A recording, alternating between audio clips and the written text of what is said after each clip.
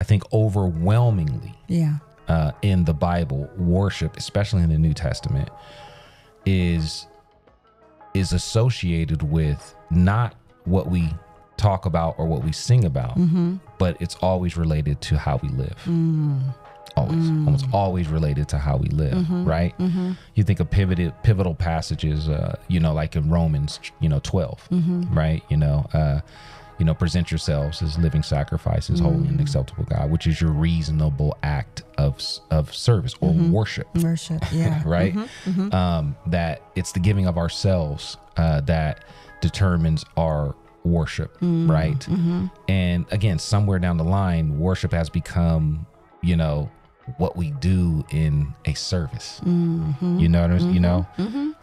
Even we even call it a worship service, right? And I know we're including everything within that. We're saying the acts of kindness that happen are acts of worship. I agree with that, right? You know what I mean? We're saying what we're offering to God is an act of worship. So the singing is an act of worship, or the preaching and all of the things that we're doing in that environment is an act of worship. But I just think culturally, when we think of worship, people are thinking about singing.